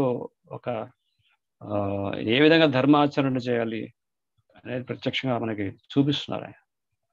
ఆయన మందిరం స్వయంగా వచ్చి మందిరాన్ని మార్జన చేస్తున్నారు, భగవంతుడి అలంకరిస్తున్నారు, భగవంతుడికి ప్రసాదాన్ని అర్పిస్తున్నారు, భగవంతుడి యొక్క కీర్తన చేస్తున్నారు, భగవంతుడి గురించి వింటున్నారు. సో అది భక్తి అంటే. భక్తి అంటే భారం కాదు. భక్తి అంటే అది సహజంగా మనకి మన యొక్క స్వభావం అంటే మన యొక్క జీవి యొక్క ప్రతి ఒక్క జీవేర స్వరూప్ నిత్యేర కృష్ణ అంటే జీవి యొక్క వాస్తవిక అస్తిత్వం ఏంటంటే భగవంతుడి యొక్క సేవ చేయడమే జీవి యొక్క స్వధర్మము. అలాగే మనకి కొన్ని రోజుల రథయాత్ర జరుగుతుంది, జగన్నాథ స్వామి యొక్క రథయాత్ర. సో ఒకప్పుడు జగన్నాథపురి క్షేత్రంలో పరిపాలించేటటువంటి ప్రతాపరుద్ర మహారాజు ఆయన జగన్నాథ స్వామి యొక్క రథం ముందు వచ్చేసి ఒక చీపురు పట్టుకొని మార్గాన్ని శుభ్రం చేస్తుండేవాడు. అంటే మొత్తం రాజ్యానికి రాజైనప్పటికీ కూడా భగవంతుడు ఎదుట తను సేవకుడే అనేటువంటి భావాన్ని చక్కగా వ్యక్తపరిచేవారు అప్పట్లో ఉన్నటువంటి రాజులు కూడా. సో ఆ విధంగా వారు సేవ చేసేవారు, ఎటువంటి ఫలితాన్ని ఆశించకుండా కేవలం భగవంతుడికి సంతృప్తి పరిచే విధంగా వాళ్ళు కార్యాలు చేసేవారు. చూస్తాం శ్రీల ప్రభుపాదుల వారు కూడా వారి యొక్క గురువు గారి యొక్క ఆదేశాన్ని స్వీకరించి ప్రచార కార్యక్రమంలో మొదలుపెట్టారు. సో మొత్తం భారతదేశంలో ఎన్నో సంవత్సరాలు వారు కష్టపడి ప్రచారం చేశారు. వెంటనే ఇమీడియట్గా ఇస్కాన్ సంస్థ ఏర్పడలేదు. సో భారతదేశంలో ప్రచారం అనేది విఫలమైనప్పటికీ కూడా ఆయన తన యొక్క హోప్స్ని, తన యొక్క ఆశని కోల్పోలేదు. ఇంకా ధైర్యంగా ఆయన ఈ భగవంతుడి యొక్క సందేశాన్ని పాశ్చాత్య దేశాలకు అందజేయాలని చెప్పేసి గురువు గారి యొక్క ఆదేశానుసారంగా పాశ్చాత్య దేశాలకు వెళ్ళి కూడా చాలా విస్తృతంగా ప్రచారం చేశారు. సో ఇప్పుడు మనం చూస్తాం మొత్తం ఇంటర్నేషనల్ సొసైటీ, మన అంతర్జాతీయ కృష్ణ చైతన్య సంఘం అనేది ఏర్పడింది. అంటే అక్కడ వెంటనే రిజల్ట్ రాకపోయినప్పటికీ కూడా, ఫలితం అనేది రాకపోయినప్పటికీ కూడా ఎంతో ఓర్పుతో ఇది గురువు యొక్క ప్రసన్నత కోసం, భగవంతుడి యొక్క ప్రసన్నత కోసం చేస్తున్నారు, తప్పకుండా భగవంతుడు ఏదో ఒక మార్గాన్ని చూపిస్తారనేటువంటి ఉద్దేశంతో ప్రభుపాదులు వారు కృషి చేశారు. కాబట్టి ఇప్పుడు మనకి దాని యొక్క రిజల్ట్ మనకి కనపడుతుంది. సో అదే వెంటనే నాకు ప్రయోజనం రావాలి, నేను ఇంత కష్టపడ్డాను, నేను చేసినటువంటి కృషికి తగిన విధంగా నాకు ఫలితం దక్కట్లేదని చెప్పేసి ఆ విధంగా ఆ రిజల్ట్ ఓరియంటెడ్ అయితే, అంటే ప్రతిఫలాన్ని గురించి ఆలోచించి చేసినట్టయితే ఒక అడుగు కూడా ముందుకు వేయలేకపోయేవారు. సో ఎంతో ఓర్పుతో చేస్తున్నారు భగవంతుడు. ఆ చేస్తున్నటువంటి ప్రయత్నాన్ని చూసి తప్పకుండా అనుగ్రహాన్ని కలిగించారు. సో అది సత్వగుణంలో ఉన్నటువంటి వాళ్ళు చేసే ప్రయత్న విధానం అది. ఇప్పుడు 12వ శ్లోకంలో మనం వింటాము. సో ఏ యజ్ఞాలైతే రజోగుణంతో ప్రేరితమైనటువంటి యజ్ఞాచరణ విధానం అనేది ఏ విధంగా ఉంటుందనేది మనకి ఇక్కడ 12వ శ్లోకంలో చెప్తున్నారు. అభిసంధ్యాయతం ఫలం అంటే ఫలితములను కోరుతూ స్వర్గములకు ఉద్ధరింపబడాలనేటువంటి ఆశతో చేసినటువంటి యజ్ఞాచరణ అంతా కూడా రజోగుణంతో ఉంటుంది. ముఖ్యంగా అహంకారంతో, లాభ పూజ ప్రతిష్ట, అందరు నన్ను మెచ్చుకోవాలి, నన్ను కీర్తించాలి అనేటువంటి ఆకాంక్షతో చేసే యజ్ఞాచరణ అంతా కూడా అది రజోగుణంలో ఉంటుంది. ముఖ్యంగా మనం 14 భువనభాండాలు ఉన్నాయి. మనం ఉన్నటువంటి లోకాన్ని తటస్థ లోకం అంటాం. సో ఇది ఒక జంక్షన్ లాంటిది. ఇక్కడి నుంచి ఉద్వలోకాలకు వెళ్ళవచ్చు, లేకపోతే అధోగ లోకాలకి అంటే తామసిక లోకాలకి వెళ్ళే పరిస్థితి ఏర్పడుతుంది అన్నమాట. ఇది ఒక జంక్షన్ లాంటిది. అయితే ఈ భూమండలంలో ఉన్నటువంటి వ్యక్తులు ఎవరైనా సరే వారు బలవంతంగా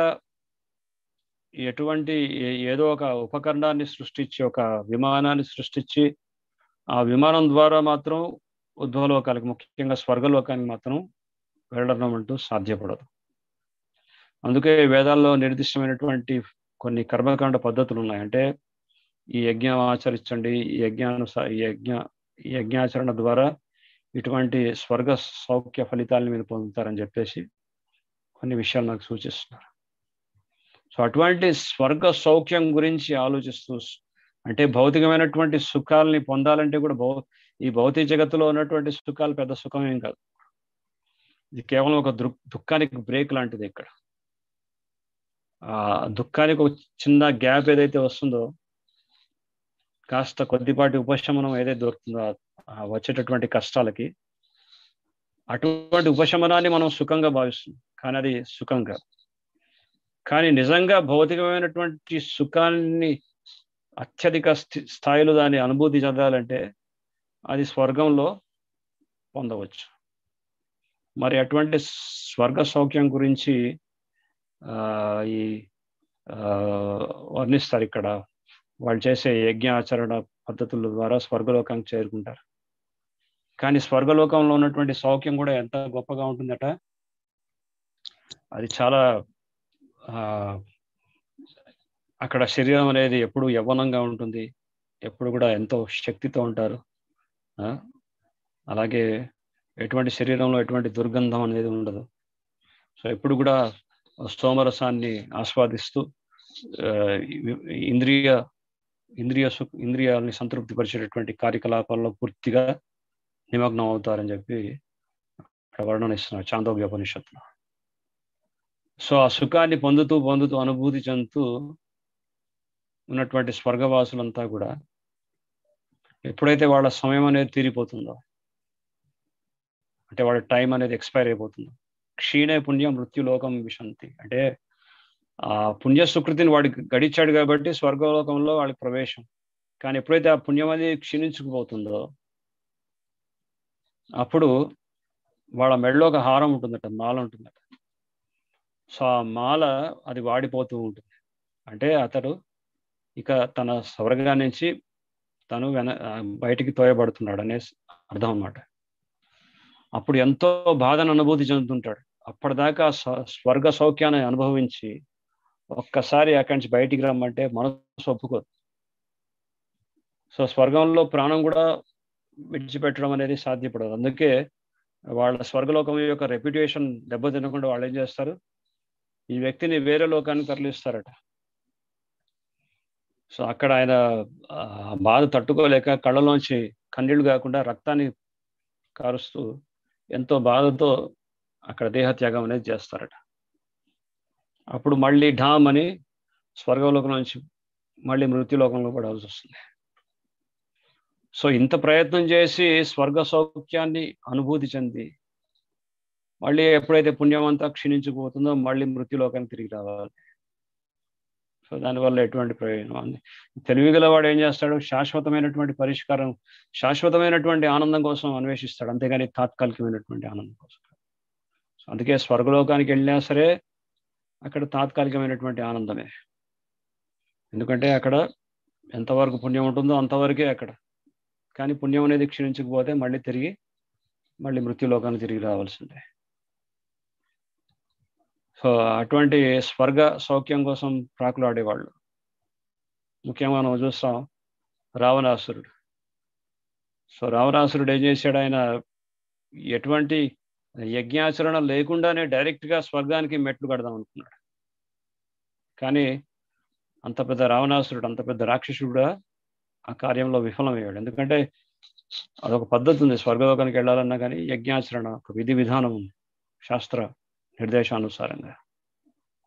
సో అలా ఎన్ని రకాలుగా ప్రయత్నం చేసి స్వర్గలోకానికి చేరుకున్నా సరే ఆఖరికి మృత్యు అనేది సంభవిస్తుంది.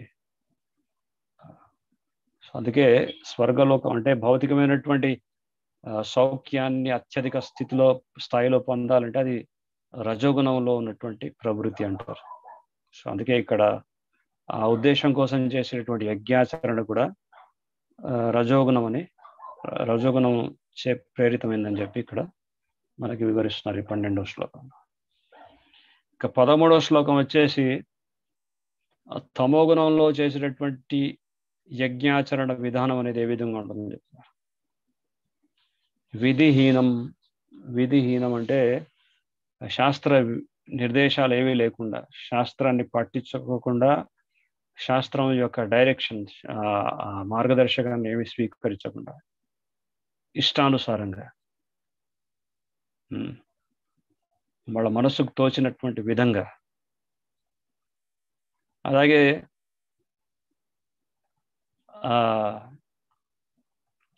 ప్రసాద వితరణ లేకుండా, అంటే యజ్ఞం అనేది ఏదైనా యజ్ఞ నిర్వహణ జరిగినప్పుడు తప్పకుండా దాంతోపాటు ప్రసాద వితరణ అనేది తప్పకుండా ఉండాలి. అన్న ప్రసాదం. సో ప్రసాదం పంచకుండా యజ్ఞం అనేది చేసి ప్రసాదం అనేది వితరణ లేకపోతే అది యజ్ఞం అనేది ఫలించదు. అలాగే వేద మంత్రాలు అనేవి ఉచ్చరించకుండా, అంటే మంత్రం అనేది వేద మంత్రాలు అనేవి పఠించకుండా కేవలం ఏదో మొక్కుబడిగా చేసేటటువంటి యజ్ఞ విధానాలు. అదేవిధంగా ఆ యజ్ఞం అనేది యజ్ఞ ఆచరణ అంటే దాన్ని ఆచరించిన దాన్ని ఆ కార్యాన్ని చేసినటువంటి పురోహితుడు ఎవరైతే ఉన్నాడో అతడికి దక్షిణ ఇవ్వకపోతే, ఎందుకంటే ఆ యజ్ఞాచరణ అనేది ఎందుకు చేస్తున్నారు? పురోహిత అంటే ఇతరుల యొక్క హితం కోసం చేస్తుంటాడు కాబట్టి ఆయన కార్యకలాపాలన్నీ, కాబట్టి అతన్ని పురోహితుడు అన్నారు. సో మీ యొక్క హితం కోసం ఆయన యజ్ఞం చేసినప్పుడు, మీకోసం ఆయన ప్రార్థించినప్పుడు, మీకోసం చేసినప్పుడు కనీసం మినిమం కర్టసీ ఏంటంటే అతడికి దక్షిణ ఇవ్వాలి. సో ఆ దక్షిణ అనేది ఇవ్వకపోతే యజ్ఞం అనేది ఫలించదు, యజ్ఞం అసంపూర్ణం అంటారు. సో అదేవిధంగా ఇక 5వ అంశం ఏం చెప్తున్నారంటే శ్రద్ధ లేకుండా చేయడం. సో ఇది చాలా ఇంపార్టెంట్. ముఖ్యంగా విధిహీనం, 5వది శ్రద్ధాహీనం. ఇవి చాలా ఇంపార్టెంట్. ఈ రెండు కూడా లేకుండా చేస్తే అది కేవలం చూపించుకోవడం మాత్రమే అవుతుంది. ఒక డాంబికం, దంభార్భిమపి చైవయత్. దంభ అంటే it's just like a show అంతే. అప్రాణస్య హి దేహస్య మండనం లోకరంజనం. జీవించినటువంటి కాలం అంతా కూడా ఆ వ్యక్తికి ఎటువంటి సత్కారం లేదు, కానీ చనిపోయినప్పుడు మాత్రం శవానికి బాగా అలంకరణ చేశారట, పబ్లిక్ చూపించుకోవడానికి. చూడండి మేము ఎంత చక్కగా సాగనంపుతున్నాము అని. సో ఆ వ్యక్తి వెళ్ళినప్పుడు మీరు ఎంత గొప్పగా అలంకరించినా ఎటువంటి ప్రయోజనం. సో అదేవిధంగా ఇవి ఏమీ లేకపోతే మీరు ఎంత పెద్ద యజ్ఞం చేసినా సరే, అది ఒక పెద్ద షో లాంటిదే. మండనం లోకరంజనం అంటే జనానికి ఒక ఎంటర్టైన్మెంట్ ప్రోగ్రామ్ లాంటిది, అంతేగాని దానివల్ల ఎటువంటి ప్రయోజనం. సో ఈ విధంగా చేసేటటువంటి యజ్ఞాచరణ అనేది ఇది తమోగుణం కింద వస్తుందని చెప్తున్నారు. మన మహాభారతంలో ఇంకొక విషయాన్ని కూడా గ్రహించవచ్చు. ఈ తమోగుణంతో చేసేటటువంటి యజ్ఞాచరణ అనేది ఎలా ఉంటుందంటే ఇతరులకు హాని కలిగించడానికి ఆ ఉద్దేశంతో చేసేటటువంటి యజ్ఞం. మనకి ద్రుపద మహారాజు మనకి ఉదాహరణగా తీసుకోవచ్చు. ద్రుపద మహారాజు ప్రత్యేకించి ద్రోణాచార్యుని చంపడానికి ఒక పుత్రుణ్ణి పొందాలనేటువంటి ఉద్దేశంతో యజ్ఞాచరణ నిర్వహించాడు. సో ఎందుకు? ద్రోణాచార్యుడికి హాని కలిగించడానికి, ఆయన వధించడానికి. సో ఆ విధంగా ఇతరుల యొక్క కీడు గురించి ఆలోచిస్తూ, ఇతరుల యొక్క నాశనం గురించి ఆలోచిస్తూ చేసేటటువంటి యజ్ఞాలు కూడా తమోగుణం కింద వస్తాయి. సో ఇక్కడ 5 విషయాలు చెప్తున్నారు. ప్రసాదం అనేది పంచకుండా, వేద మంత్రాలు పఠించకుండా, బ్రాహ్మణుడికి దక్షిణ ఇవ్వకుండా, శ్రద్ధరహితంగా, శాస్త్ర నిర్దేశం లేకుండా చేసేటటువంటి యజ్ఞాలని కూడా తమోగుణం కింద వస్తాయని చెప్తున్నారు. సో ఈ 3 విధాలైనటువంటి యజ్ఞాల గురించి మనం ఈరోజు విన్నాం. అయితే యజ్ఞాలు అనేవి తప్పనిసరిగా చేయాల్సినవి. ఇందాక మనం గతంలో కూడా చర్చించుకున్నాం. యజ్ఞదాన తపశ్చైవ పావనాని మనీషిణ, అంటే మన అస్తిత్వాన్ని పవిత్రీకరణ చేసుకోవడానికి యజ్ఞాలు అనేవి అవసరం. అయితే యజ్ఞాలు అనేవి చేయకపోతే ఏంటి ప్రమాదం ఏమిటి? నదులు ఎండుకుపోతాయి, వర్షాలు పడవు, వర్షాలు పడని కారణం చేత నదులు ఎండుకుపోతాయి, ధాన్యాలన్నీ ఉత్పత్తి అవ్వవు. ఆ విధంగా అంతా కూడా దుర్భిక్షంగా ఏర్పడుతుంది సమాజం అంతా కూడా. సో అది ఇప్పటికీ కూడా వర్తిస్తుంది. మనం యజ్ఞాలు అనేవి అప్పుడు అప్పుడు చేయాల్సినటువంటివి యజ్ఞాలండి, మరి ఇప్పుడు కూడా యజ్ఞాలు చేయకపోతే ఇదే పరిస్థితి. అయితే ఇప్పుడు చేసినటువంటి యజ్ఞ విధానం ఏమిటి అనేది మనకి కలియుగ ధర్మంగా శ్రీ చైతన్య మహాప్రభు మనకి ఆయన ప్రత్యక్షంగా వచ్చి మనకి నేర్పించడం జరిగింది. సో ఈ యుగ ధర్మం ఏంటంటే హరినామ సంకీర్తనం. మనం హరినామ సంకీర్తన యజ్ఞం, కృష్ణవర్ణం త్విషా కృష్ణం సాంగ పాంగోస్త్ర పార్షదం యజ్ఞై సంకీర్తనై ప్రాయ యజంతి సుమేధసః. సో కలియుగంలో ఎవరైతే మంచి మేధస్సు కలిగినటువంటి వారు ఎవరైతే ఉంటారో వారు కలియుగంలో భగవంతుడి యొక్క నామ సంకీర్తనం అనేటువంటి యజ్ఞం ద్వారా భగవంతుణ్ణి సాక్షాత్కరించుకుంటారని చెప్పి మనకి భాగవతం బోధిస్తుంది. సో ఆ శ్రీకృష్ణ భగవానుడే 5000 సంవత్సరాల క్రితం కురుక్షేత్ర రణరంగంలో అర్జునుడికి భగవద్గీతని బోధించారు. ఆ కృష్ణుడే కలియుగంలో 500 సంవత్సరాల క్రితం శ్రీ చైతన్య మహాప్రభుగా అవతరించి యుగ ధర్మాన్ని స్థాపించడానికి శ్రీ చైతన్య మహాప్రభు రూపంలో ఆయన వచ్చారు. సో శ్రీ చైతన్య మహాప్రభు మనకి యుగ ధర్మాన్ని స్థాపించడానికి వచ్చారు, ప్రచారం చేయడానికి వచ్చారు. సో యుగ ధర్మం ఏంటంటే సంకీర్తనం. సో మనం కృతయుగంలో, త్రేతాయుగంలో, ద్వాపర యుగంలో పొందినటువంటి తపస్సు, ధ్యానము, యజ్ఞముల యొక్క ఫలితం అంతా కూడా ఈ కలియుగంలో కేవలం సంకీర్తన, భగవంతుడి యొక్క నామ సంకీర్తన ద్వారా పొందవచ్చు. సో ఆ విధంగా ఈ సంకీర్తన ద్వారా భగవంతుని పొందవచ్చు. సో భగవంతుడి యొక్క నామానికి ఎటువంటి భేదం లేదు. సో ఈ కలియుగంలో ఉన్నటువంటి వాళ్ళు ఈ కల్మషాల నుంచి బయటపడాలంటే మనకి కలి సందర్భ ఉపనిషత్తు అనేటువంటి ఉపనిషత్తులో చెప్తున్నారు. ఇది షోడశోక నామం కలి కల్మష నాశనం నాతాపరతరోపాయో సర్వ వేదేషు దృశ్యతే. అన్ని వేదాల్ని దృష్టిలో పెట్టుకొని ఈ కలియుగంలో భగవంతుడి ఈ 16 పదాలు ఉన్నటువంటి ఈ మంత్రం హరే కృష్ణ కృష్ణ కృష్ణ హరే హరే, హరే రామ రామ రామ హరే హరే అనేటువంటి మంత్ర జపం ద్వారా ఈ కలియుగంలో ఉన్నటువంటి కల్మషాలన్నీ కూడా వాటి యొక్క ప్రభావం మన మీద పడకుండా మనం రక్షించబడతాం ఈ నామ సంకీర్తన ద్వారా. అందుకే ఈ కలియుగంలో నామ సంకీర్తనం అనేది ఈ కలియుగ ధర్మం. ఇదే ఈ సంకీర్తన యజ్ఞం అనేది ఈ కలియుగ ధర్మం అని మనకి శాస్త్రాలు బోధిస్తున్నాయి. అలాగే స్వయంగా భగవంతుడే వచ్చి మనకి యుగ ధర్మాన్ని ఏ విధంగా ఆచరించాలో ప్రత్యక్షంగా ఆయన చూపించారు చైతన్య మహాప్రభు రూపంలో. సో అందుకే ఈ కలియుగంలో మనం ఏ గుణంలో అయినా సరే, సత్వగుణంలో, రజగుణంలో, తమోగుణంలో ఎటువంటి గుణ ప్రభావం చేత మనం ప్రభావితులమై ఉన్నప్పటికీ కూడా మనం ఒక ఆధ్యాత్మిక గురువుని ఆశ్రయించి తద్వారా ఈ సంకీర్తన యజ్ఞాన్ని మనం చేపట్టినట్టయితే తప్పకుండా మన జీవితంలో మనం మార్పుని తీసుకురావచ్చు.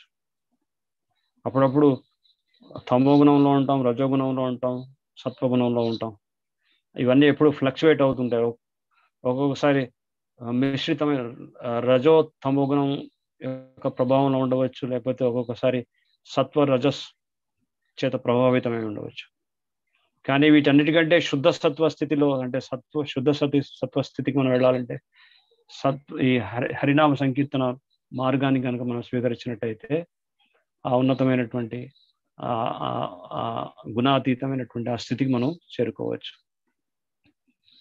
అయితే ఈ సంకీర్తనం అంటే ఈ యజ్ఞం అనేది ఏమిటి అంటే భగవంతుని సంతృప్తి పరిచేటటువంటి ఒక పద్ధతి. సో ఈ కేవలం నామ సంకీర్తన ద్వారా మనం ఈ యుగంలో భగవంతుని సంతృప్తి పరచవచ్చు. సో ద్రవ్యయజ్ఞం త్రేతాయుగంలో అంటే ద్రవ్యాలు సమర్పించేవాడు. అప్పుడున్నటువంటి బ్రాహ్మణులు కూడా చక్కగా మంత్రోచ్చరణ ద్వారా, మంత్రశక్తి ద్వారా అగ్నిని ఆవాహన చేసుకొని ఆ విధంగా యజ్ఞాలు అనేవి నిర్వహించేవారు. కానీ ఇప్పుడు అంత గొప్ప నిష్ణాతులు ఎవరు లేరు, అంత గొప్ప పండితులు లేరు, అంత చక్కగా మంత్రోచ్చరణ చేసేటువంటి బ్రాహ్మణులు లేరు. ఆ విధంగా అగ్నిని ఆ యజ్ఞానికి కావాల్సినటువంటి అగ్నిని రప్పించేటటువంటి ఆ శక్తి సమర్థులు కూడా లేరు. అందుకే కలియుగంలో కేవలం నామస్మరణ ద్వారా ఇటువంటి ఈ సంకీర్తన ద్వారా మాత్రమే మనం భగవంతుని పొందవచ్చు. హరేర్నామ హరేర్నామ హరేర్నామైవ కేవలం కలో నాస్తివ నాస్తివ నాస్తివ గతిరన్యత. ఇంకా వేరే మార్గం లేదు లేదు లేదు అని చెప్పి మనకి శాస్త్రము మనకి గట్టిగా ఈ విషయాన్ని మనకు సూచిస్తుంది శాస్త్రం. సో హరే కృష్ణ, ఇక్కడికి మనం ఈరోజు ముగిద్దాం. సో ఈరోజు మనం చర్చించినటువంటి విషయాంశం మీద ఎవరికైనా ఏమైనా ప్రశ్నలు ఉంటే అడగవచ్చు. హరే కృష్ణ ప్రభుజీ, చాలా ధన్యవాదాలు ప్రభుజీ. అద్భుతమైన క్లాస్, చాలా క్లియర్ గా వివరించారు హరినామ సంకీర్తన గురించి. అండ్ 3 గుణాల్లో మనం నిస్వార్థంగా మన భక్తిని కూడా ఎలా చేయాలి అన్న విషయాలు చాలా క్లియర్ గా ఎక్స్ప్లెయిన్ చేశారు ప్రభుజీ. చాలా ధన్యవాదాలు ప్రభుజీ. భక్తులకు ఏమైనా ప్రశ్నలు ఉంటే హ్యాండ్ రైజ్ చేయొచ్చండి, నేను అన్మ్యూట్ చేస్తాను.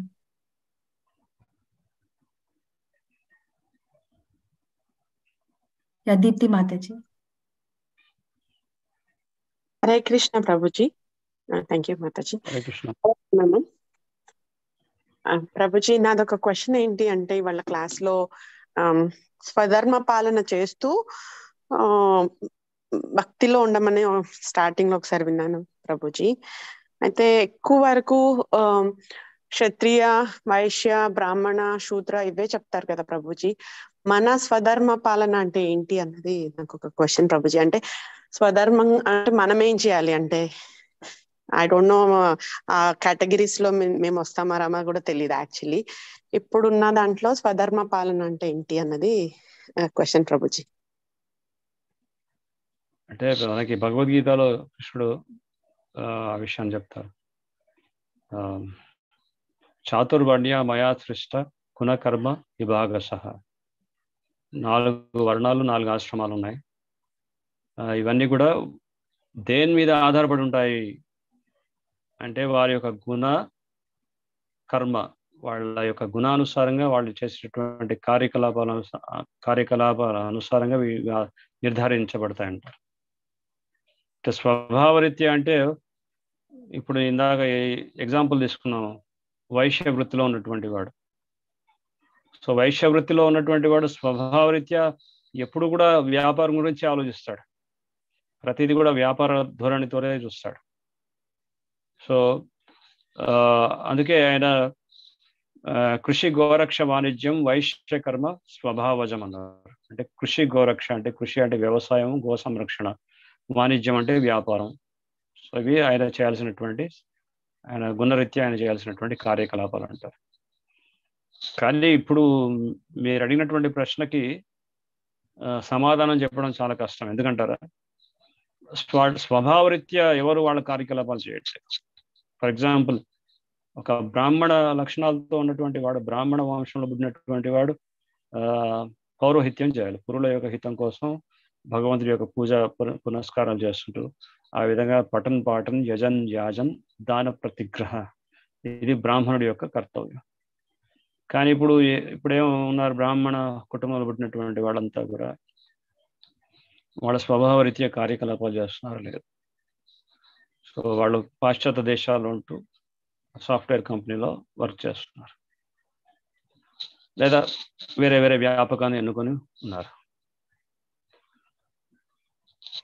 అయితే ఈ కార్యకలాపాలు ఇవన్నీ ఏవి చేసినప్పటికీ కూడా వాటి యొక్క ప్రతిఫలాన్ని మనం భగవంతుడికి అర్పించడం అనేది ఎప్పుడైతే ప్రారంభిస్తామో అప్పుడు ఆ చేసేటటువంటి చేసేటటువంటి పనిలో అపవిత్రత అనేది సంభవించదు. జస్ట్ లైక్ ఫర్ ఎగ్జాంపుల్, మనం సంపాదించే సంపాదనలో కూడా ఆ ధనంలో కూడా దోషం ఉందంటారు.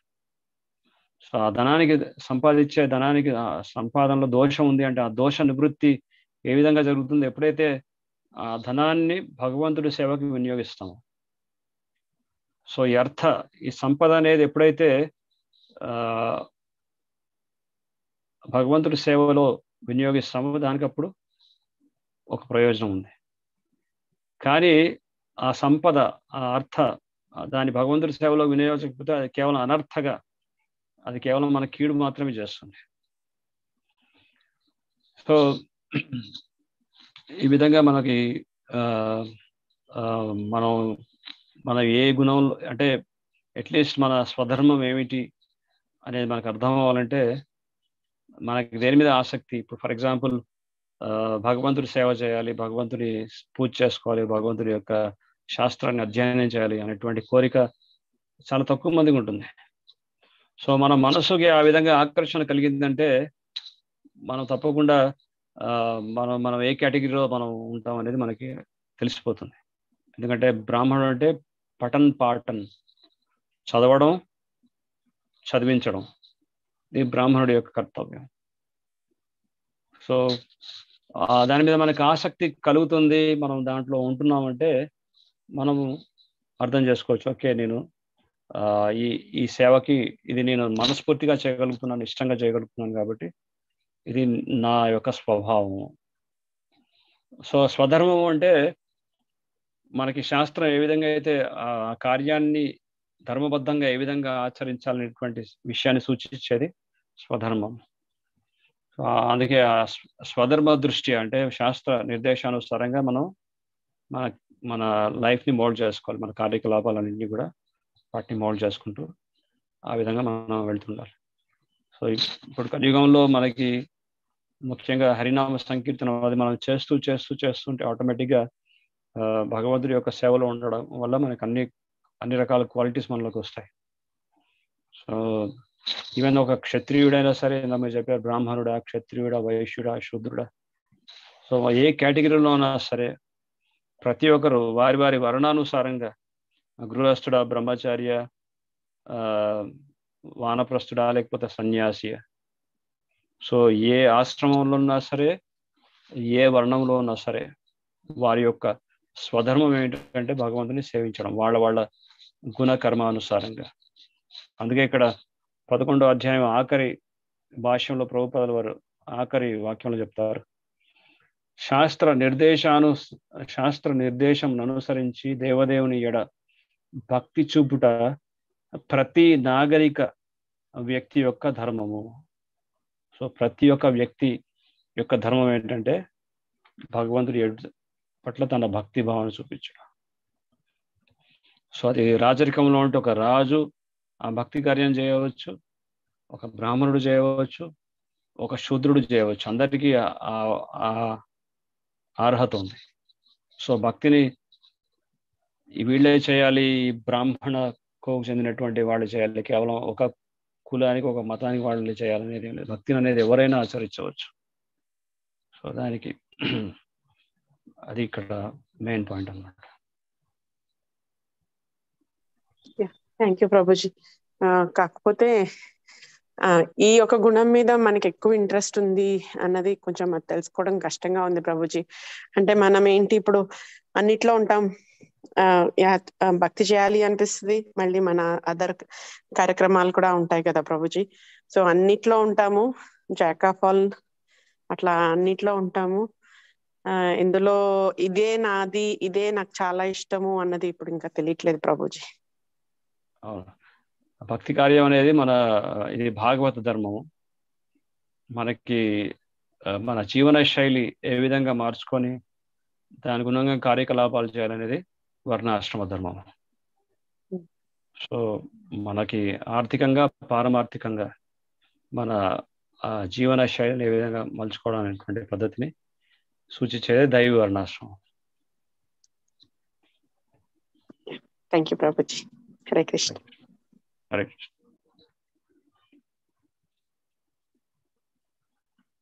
ఇంకా ఎవరికైనా ప్రశ్నలు ఉన్నాయా మాతాజీ?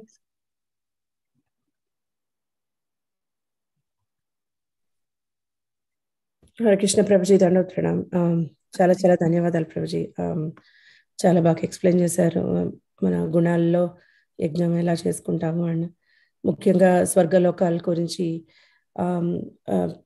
ఆస్పైర్ చేసేవాళ్ళు, అంటే లోకాలకు వెళ్ళాలి, స్వర్గానికి చేరుకోవాలి, సుఖాలు అనుభవించాలి అనుకునే వాళ్ళు ఎలా ఉంటారు అనేది కూడా చాలా బాగా ఎక్స్ప్లెయిన్ చేశారు ప్రభుజీ.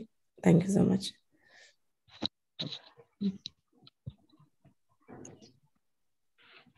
ఇంకా ప్రశ్నలు లేకపోతే మనం లీలా హరే చైతన్య ప్రభుజీ అన్మ్యూట్ చేసుకున్నారు మాతాజీ. హరే కృష్ణ ప్రభుజీ. హరే కృష్ణ. హరే కృష్ణ యా, ఏమైనా క్వశ్చన్స్? ప్రభుజీ, క్వశ్చన్స్ ఏం లేవు మాతాజీ.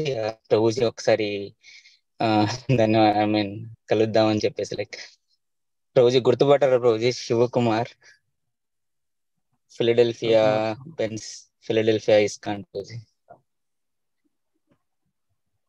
నరసింహ చేత్ మహేశ్వర్ హరే కృష్ణ. ఎస్ ప్రభు. మొన్న పోయిన వారమే నేను దీక్ష తీసుకున్నాను ప్రభుజీ. హరే కృష్ణ ప్రభుజీ. బాగున్నారా ప్రభుజీ? బాగున్నాం ప్రభుజీ. హరే కృష్ణ. గుర్తుపెట్టరా? ఒకసారి ప్రభు. హలో. యా ప్రభుజీ, హరే కృష్ణ. సరే ఓకే. యా ప్రభుజీ గుర్తుపట్టినట్టున్నారు. అదే మీరు పిక్చర్ చాలా రైట్ ప్రభు. హరే కృష్ణ. నరసింహ లీలా చైతన్య ప్రభు. దండవత్పణ. అవును ప్రభుజీ. పోయిన వారమే దండవత్సవం ప్రభుజీ. పోయిన వారమే సోలినే జయపతాక స్వామి మహారాజ్ దగ్గర దీక్ష తీసుకున్నాం ప్రభుజీ. సో అది మీకు కూడా అదే ఇన్ఫార్మ్ చేద్దాం అని చెప్పేసి ఒకసారి అదే అన్మ్యూట్ చేసి మాట్లాడదాం. Congratulations. Thank you so much. అంతా బాగున్నారు కదా ప్రభుజీ? యా, థ్యాంక్ యూ మాతాజీ. యా, థ్యాంక్ యూ మాతాజీ. సార్ థ్యాంక్ యూ ప్రభుజీ. Congratulations. Thank you so much ప్రభుజీ. ఇంకా మనకి ప్రశ్నలు ఏం లేకపోతే మనం క్లాస్ ఇక్కడ హరే కృష్ణ ప్రభుజీ. చిన్న క్వశ్చన్. అలాగే మాతాజీ. అన్నపూర్ణ మాతాజీ అడగండి. ప్రభుజీ ప్రణామం ప్రభుజీ. ప్రభుజీ నాకు చిన్న డౌట్ ప్రభుజీ. అందరూ స్వర్గానికి వెళ్ళాలి, గోలోకానికి వెళ్ళాలి అని అనుకుంటారు కదా ప్రభుజీ. మరి ఇప్పుడు మనం భౌతిక జగత్తులో మరి ఇవన్నీ సృష్టిని నడవాలి అని అంటే ఇప్పుడు మనం పూజలు చేస్తాము, అక్కడికే వెళ్ళాలి, మళ్ళీ మనకి జన్మ ఉండకూడదు అని అంటారు. మరి ఉండకపోతే మనం అందరూ అదే కోరుకుంటే మరి ఈ జగత్ ఎలా జరుగుతుంది ప్రభుజీ? మీరు ఎప్పుడైనా ఈ కారాగృహం ఏదైతే ఉందో జైల్, అది ఎప్పుడైనా ఖాళీగా ఉండదని మీరు విన్నారా మాతాజీ? ఎప్పుడు అది ఖాళీ అవ్వదు. తప్పకుండా అందరూ అనుకోవడం అంటూ జరగదు. తప్పకుండా కొంతమంది భౌతిక జగత్తుకు వస్తూనే ఉంటారు. అందుకే ఈ భౌతిక జగత్ అనేది నిర్మించడం అనేది ఎందుకు జరిగిందంటే ఈ భౌతిక లోకం మీద ఆధిపత్యం వహించాలనేటువంటి ఆ కోరికతో ఉన్నటువంటి వాళ్ళు ఎంతో మంది పుడుతూ ఉంటారు. కాబట్టి వాళ్ళ కోసం ఈ భౌతిక జగత్ అనేది ఏర్పాటు చేయడం జరిగింది. సో అలాగే స్వర్గలోకం కూడా అది భౌతిక లోకాల్లో కింద ఒక లోకమే, కానీ అక్కడ అత్యధికంగా భౌతిక సుఖాలు ఉంటాయి. కానీ వీటన్నిటికీ అతీతంగా ఉన్నటువంటి లోకం అది గోలోకం, భగవంతుడి యొక్క ఆధ్యాత్మిక జగత్తు. సో ఆ లోకానికి వెళ్ళడానికి మనం దాన్ని లక్ష్యంగా ఏర్పరచుకోవాలి. సో అది చాలా అరుదుగా రావాలి, సుఖాలు రావాలి అంటారు ప్రభుజీ. ఇప్పుడు కుంతి మాత కూడా ఎప్పుడు కృష్ణ భగవానుడిని వేడుకుంటుంది, నాకు కష్టాలే కావాలి అంటుంది. ఎందుకు అని అంటే నిన్నెప్పుడు నిన్నే ప్రార్థించాలా అని అంటుంది కృష్ణ భగవాను. నాకు ఇలాగే ఉండాలి అని అంటుంది. ఇప్పుడు మనం కూడా అలా అనే కాదు ప్రభుజీ. ఇప్పుడు మనం కూడా ఇప్పుడు గోలోకానికి వెళ్తాము, అక్కడికి అంటే మనకు అంత అదృష్టం ఉండదనుకోండి. ఎవరికి అదే సాధువులకో మునులకో తపస్సు చేసే వాళ్ళకో అది సాధ్యమవుతుంది, మామూలుగా మానవ మాత్రులకి కాదు. కానీ ఇప్పుడు మనకి కష్టాలు రావాలి, సుఖాలు రావాలి, దుఃఖం ఉండాలి, సుఖం ఉండాలి, అన్నీ ఉండాలి. అలా ఉన్నప్పుడే కదా ప్రభుజీ మనకి భౌతిక జగత్తులో అన్ని జరుగుతుంటాయి, నిత్యము అన్ని అనుభవించాలి అనేది ఒక డౌట్ ప్రభుజీ. అయితే దుఃఖాలు రావాలి, సుఖాలు రావాలి. కుంతి మహారాణి కోరుకున్నటువంటి కోరిక అది వేరుది. సో కుంతి మహారాణి యొక్క ప్రార్థనలో ఏమైనా ఉంటుందంటే విపదా సంతుత శాశ్వత తత్ర జగద్గురు భవతో దర్శనం యత్స్యాద పునర్భవ దర్శనం. అంటే ఆమె భావన ఏంటంటే, హే కృష్ణ, మాకు ఎప్పుడైతే కష్టాలు వచ్చినాయో ఆ కష్టాలు వచ్చినటువంటి సమయంలో మీరంతా మాకు తోడుగా ఉన్నారు. ఎప్పుడు కూడా మా కంటికి రెప్పలాగా మనం కాపాడారు. కానీ కష్టాలంతా తీరిపోయి తర్వాత హస్తినాపురానికి ధర్మరాజును యుధిష్ఠిర మహారాజు సామ్రాటుగా నియమించి అన్ని చేసిన తర్వాత మీరు మమ్మల్ని విడిచి ద్వారకా పట్టణానికి వెళ్ళిపోతామంటున్నారు. సో మీ యొక్క వియోగాన్ని తట్టుకోలేకపోతున్నాం. మీరు కష్టాలు వచ్చినా పర్వాలేదు, మీ దర్శన భాగ్యం మాకు ఎప్పుడు కలిగించేలాగా ఉంచండి అని చెప్తుంది. సో ఆ కాంటెక్స్ట్ లో ఏంటంటే ఆ భావంతో కుంతి మహారాణి కష్టాలు కావాలని కోరుకుంటుంది. అంతేగాని కష్టాల్లో ఆమె రుచిని ఆస్వాదించట్లేదు. సో మనం ఏంటంటే మనకు వచ్చే కష్టాలు కానీ సుఖాలు కానీ ఇవన్నీ కూడా ఇవి ద్వంద్వాలు లాంటివి. సో ఈ భౌతిక జగత్తులో మనం కష్టము సుఖము లాభము నష్టము జయము అపజయము ఇవన్నీ పొందుతుంటాం. సో ఇవన్నీ వీటి వల్ల మనం ఎంతో దుఃఖాన్ని అనుభవిస్తాం. ఆ విధంగా మనకు ఒక బంధనం అనేది ఏర్పడుతుంది. సో మనం ఈ ద్వంద్వాలకు అతీతంగా మనం పైకి లేచి మనం ఆ ద్వంద్వాలకు అతీతంగా మారి సుఖ దుఃఖే సమయకృత్వ లాభో జయాజయ అంటే సుఖం వచ్చినా దుఃఖం వచ్చినా లాభం వచ్చినా నష్టం వచ్చినా వీటిని సమానంగా మనం వీటిని స్వీకరిస్తూ వీటి దుఃఖం రాగానే కృంగిపోవడం సుఖం రాగానే పొంగిపోవడం అనేది జరగకుండా సమతుల్యం కలిగినటువంటి చైతన్యంలో ఉంటూ భగవంతుని నిరంతరం సేవిస్తూ ఆ విధంగా ఉండేలా మన జీవితాన్ని ఏర్పరచుకోవాలి. సో మనం ఆ విధంగా మన అస్తిత్వాన్ని మార్చుకోవాలి. అంతేగాని నాకు కష్టాలు రావాలి సుఖాన్ని అనుభూతి చెందాలంటూ దుఃఖాన్ని అనుభూతి ఇక్కడ మనం సుఖ దుఃఖాన్ని అనుభవించడం కాదు, ఇక్కడి నుంచి మనం దాటడానికి మనం ప్రయత్నం చేయాలి. ఎందుకంటే ఇక్కడ మనం ఎంతవరకు ఇక్కడ ఉండామంటాం అంతవరకు మనం దిగజారుతూనే ఉంటాం. మన ఒక ఓబిలో ఇరుక్కున్నప్పుడు ఒక వ్యక్తిని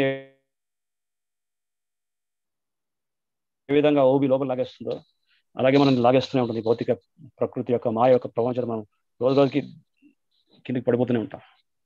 సో అందుకే మనం ఇక్కడి నుంచి బయటపడే ప్రయత్నం చేయాలి. సో ఈ భౌతిక జగత్తు మన కోసం మనం ఉండాల్సినటువంటి ప్రదేశం కాదు ఇది. అది మనం గుర్తుపెట్టుకోవాలి. ఎప్పుడు మనం ఉండాల్సిన మన వాస్తవిక స్థితి ఏంటంటే భగవంతుడి యొక్క సన్నిధిలో ఉండాల్సినటువంటి వాళ్ళు.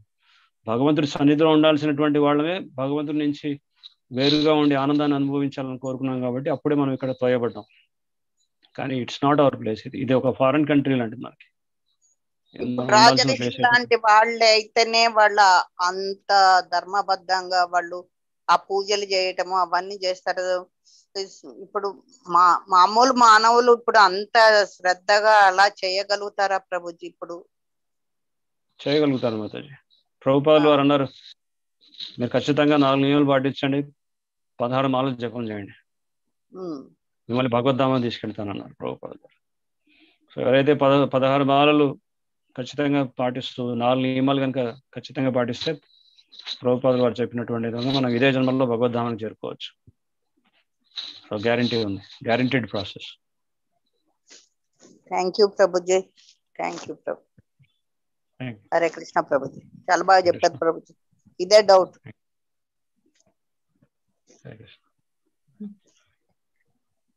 Thank you Prabhuji. I think మనం క్లాస్ ఇక్కడ ఎండ్ చేయొచ్చు ప్రభుజీ. మీరు మళ్ళీ మా భగవద్గీత కాన్ఫరెన్స్ కాల్లో వచ్చి మాకు ప్రవచనం చేయాలని మేము మనస్ఫూర్తిగా కోరుకుంటున్నాం ప్రభుజీ. వాంఛా కల్పతరుభ్యశ్చ కృపా సింధుభ్యశ్చ పతితానాం పావనేభ్యో వైష్ణవేభ్యో నమో నమః. శ్రీమద్ భగవద్గీత की जय, श्रील प्रभुपाद की जय, पूज्य श्री कीर्तिराज प्रभुजी गार की जय. Thank you Prabhuji. Thank you so much Prabhuji. Hare Krishna. Hare Krishna. భక్తులందరూ మీరందరూ వెళ్లే ముందర ఒక చిన్న విషయం